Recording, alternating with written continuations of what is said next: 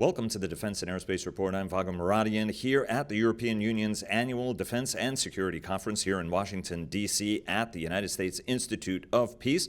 The conference is sponsored by the EU and Foreign Policy, and it's our honor to talk to the Chief Executive of the European Defense Agency, Jorge Domecq, one of Spain's great diplomats. Jorge, it's always a pleasure seeing you. Thank you, Vago. Good morning. Let's start with one of the key themes here, which and the charter of the EDA, which is to try to help European nations get the most out of defense spending. I think it's impressive to know that even by the time we get to 2024, that's going to be about $350 billion a year spent on defense, which is a fairly significant amount of money. And your charter is to try to get as much logic and sense and value out of that spending as you can, even though these decisions are obviously based, the defense decisions are made by each one of the member nations.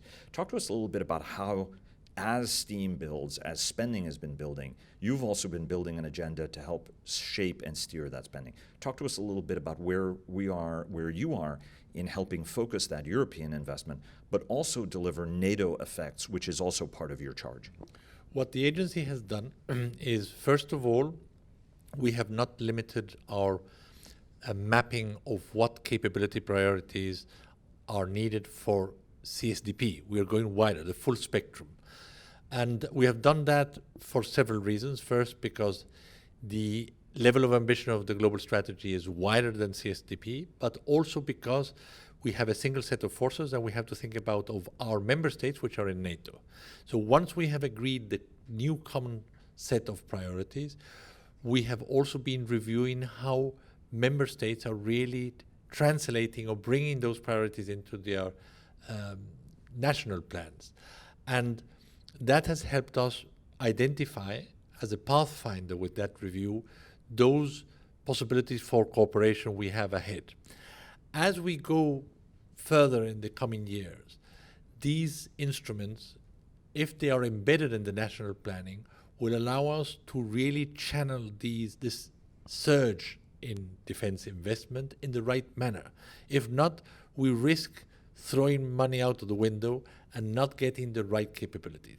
And when we do so, we are also looking at what NATO needs in the NATO targets, in the NATO defense planning process. We have been working hand in hand with our NATO colleagues. We have ensured that there is no unnecessary duplication with what they are doing.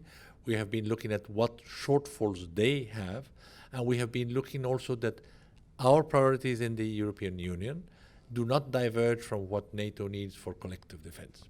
So this is the big challenge in the years ahead, is to get this set of tools to achieve a more coherent capability landscape to be set in place.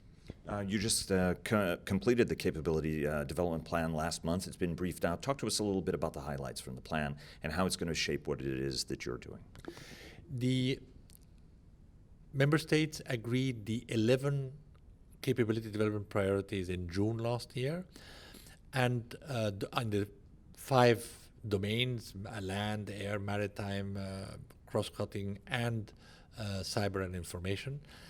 And what we are now doing with the experts is, for each one of those capability priorities, have what we call a strategic context case. So a roadmap with the avenues of approach in the short, medium, and long term of things that need to be done in a cooperative manner in Europe to fill those shortfalls and respond to this lack of efficiency we have in Europe when approaching defense. And this will be to the benefit, of course, because of our close relationship with the NATO defense planning process, to the benefit of EU and to NATO. Do you think, I spoke recently to Lieutenant General Christian Badia, who's the planning chief for the Bundeswehr, the German military, and he was convinced that the lights have gone on in Europe, and everybody understands the importance of getting rid of duplication and in be able to focus that investment to try to get the most bang out of it, right? I mean, you have plenty of tanks, you have plenty of armored vehicles, you have plenty of troops. The question is how best to utilize them to get maximum value out of them. Are you convinced that the lights are on in each one of the capitals, that we're going to get to a place that's going to avoid duplication? I think the lights are on, but now we have to get to work at the table with the light on. and start writing the defense plans in a more synchronized manner, taking into account the developments in other member states. And I think the capability development plan, CARD, PESCO, and the incentive of the European Defence Fund should help us. But they will need a change of mindset in all capitals. Do you, well, let me give you the example of combat aircraft development, right? I mean, you have the SCAF program, which is the Franco-German program. You have the Brits who came up with Tempest. If you talk to many member nations, it seems like there's a lot of momentum building up on the Tempest side of things, in part because the Brits did put a lot of investment and I think did a lot more upfront development, whether you talk to Italians or Swedes or anybody else. And even some Germans say, hey, you know what, we had a great template for cooperation in Tornado and Eurofighter. Is there a danger, for example, that even on such a high-profile program, you may end up with now 2 combat aircraft development programs in Europe? What's the right way to make sure that this is done in the right manner ultimately? There are several factors. First of all these initiatives we are putting up in Europe are promoting the relaunching of different capability development projects. So defense cooperation is good. Now, what we have to think also and not forget is that the next generation of combat aircraft will not be one system. It probably will be a system of systems. And the other factor we should be asking ourselves is, do we have, with a Europe which is trying to avoid fragmentation, do we have the economies of scale for more than one effort together of all EU member states? And that's going to be very, very interesting to watch. I mean, are you convinced that everybody will neck down to one system and make that logical decision at the end of the day? I don't have the crystal ball. The concern always is on the big platform. But one of the standardization questions always, and what was very important during the Cold War, was trying to minimize, for example, supply chains to make sure that systems are more supportable. Over the past 20 years, everybody developed what they wanted and bought what they wanted without as much consideration about that because we were going into permissive environments.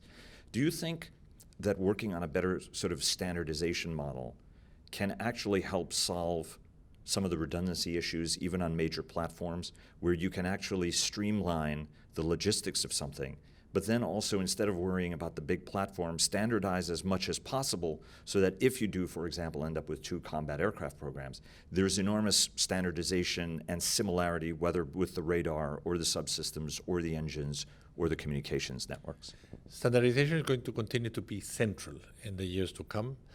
And that's why, for example, in the European Defence Agency, member states have just agreed on a strategy for standardization in Europe. This, we are doing it in very close contact with NATO because we do not want to duplicate the STANAGs. What we are doing is applying military standards where necessary and civilian where possible. Why? Because more and more innovation and changes are going to come from the civilian domain. So we have established a project, EDSTAR, which fixes the best practices in standardization, which are being followed by the different programs. Now, having said that, I think it's very important that in the development of new capabilities, especially the logistic footprint you were saying, we have tried to improve the situation we had of previous years, establishing user clubs around different systems. This has helped member states establish same procedures, pool spare parts, be ready to exchange those spare parts when necessary in exercises. We have done that, for example, with some systems like the C-27J, but there is interest in other domains. And I think that will be the way ahead. That's right. I mean, that's one of the things that NATO commanders or European commanders even point out, that we may all have even a same model of jet, but each one of the national standards are so different that actually you have very little commonality with those fleets, which is, I know, one thing that you're trying to address. The European Defence Fund is growing rather rapidly. Very soon it's going to be at $1 billion, $500 million for research and development projects, and another $500 million on the acquisition side of things. As you look, it's been a little while since we've talked. Walk us through about what your new priorities are and what are the efforts and how this investment is going to go, when you start getting to that $1 billion number and beyond. Okay. Up till now, the only thing which is definitely approved are 90 million on research and development, which the agency is implementing that program with a delegation from the Commission, and 500 million for capability development. Not going up to procurement, it's the development, so demonstrators, prototypes, etc. The full European Defence Fund will probably not be agreed before the autumn and would start in 2021 up to 2027.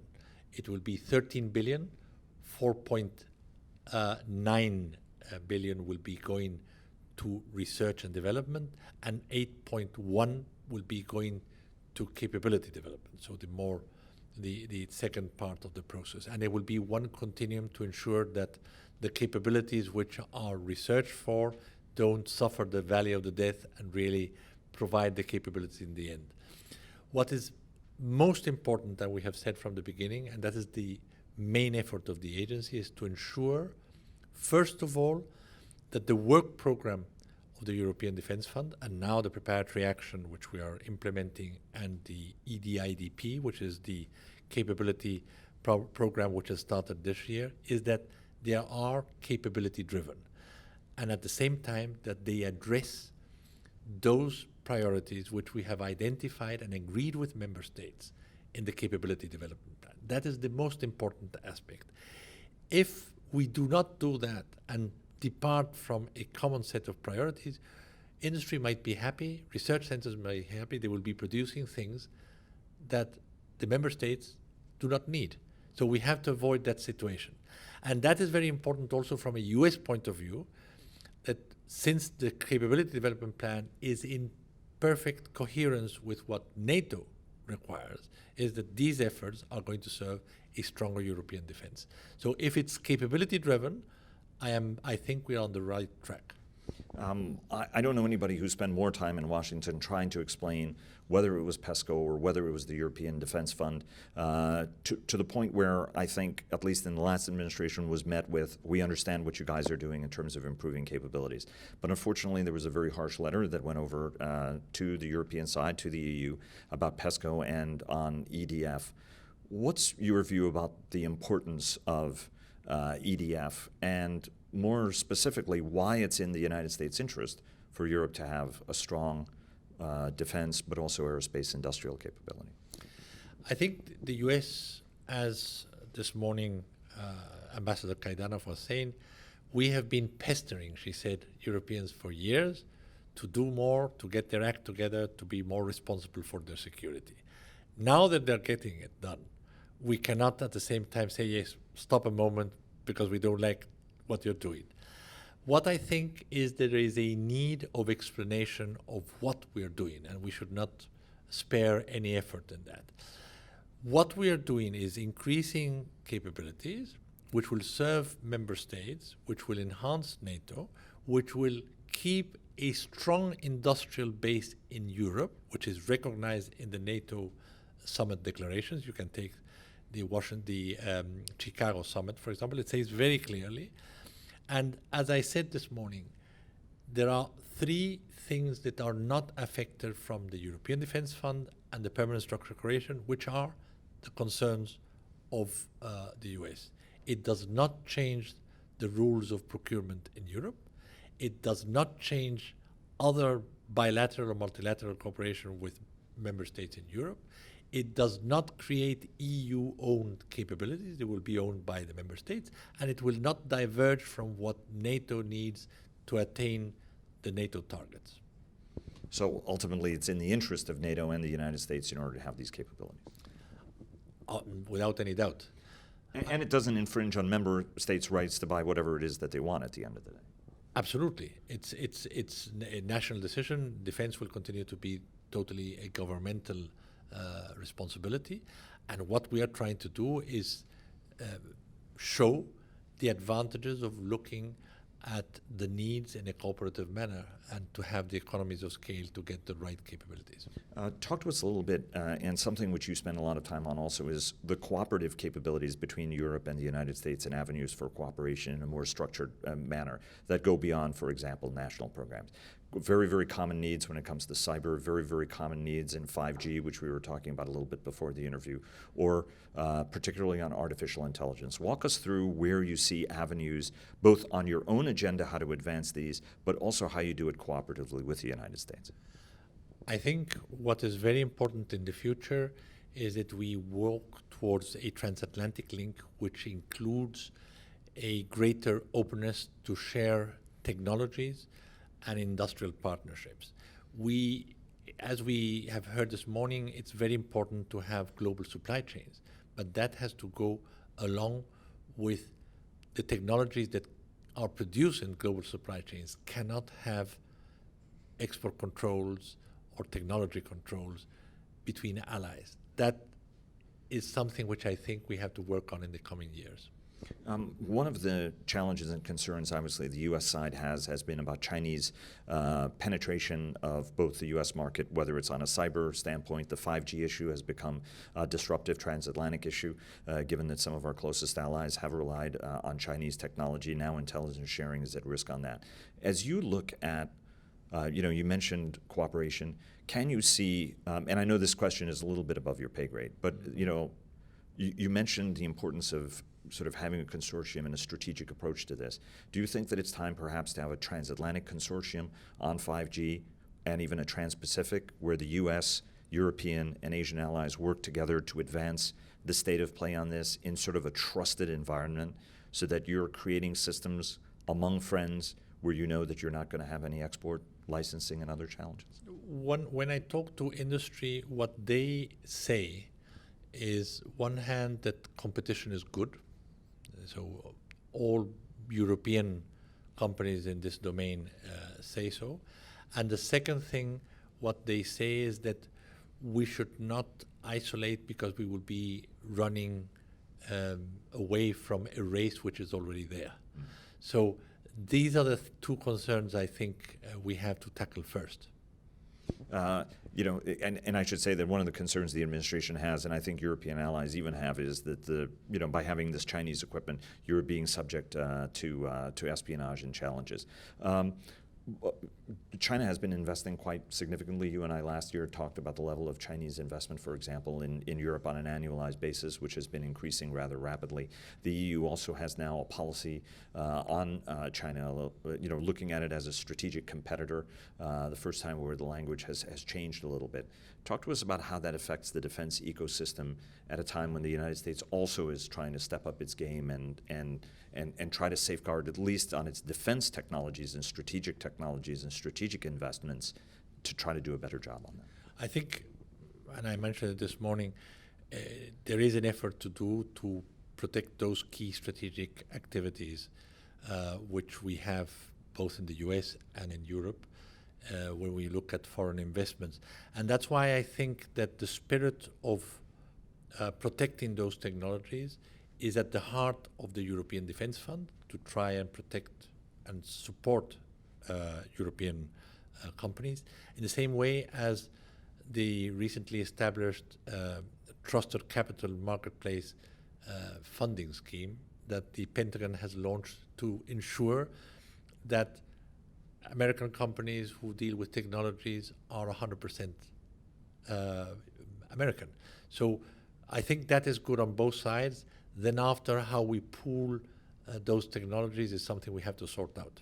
On artificial intelligence, how important is it for your agency to play a more central role in sort of the coordination, safeguarding, and long-term mapping of that technology, given that while it's important for everything, it's also equally and as important and game-changing on the defense side of the universe? Artificial intelligence has become a central piece of our work in the agency now. We have been tasked this year, first of all, to come up with a definition of artificial intelligence in defense by the end of the year with a complete glossary and terminology. We have launched an innovation prize on artificial intelligence to attract the new startups who deal with this to the defense domain. We are also looking at how organizationally we get about working on artificial intelligence across all the different capabilities. In the technology field in the agency, 1/3 of our technological priorities are related to artificial intelligence, and artificial intelligence is one of the capability development priorities identified and agreed last year. So now we're looking at the avenues of approach to take that forward.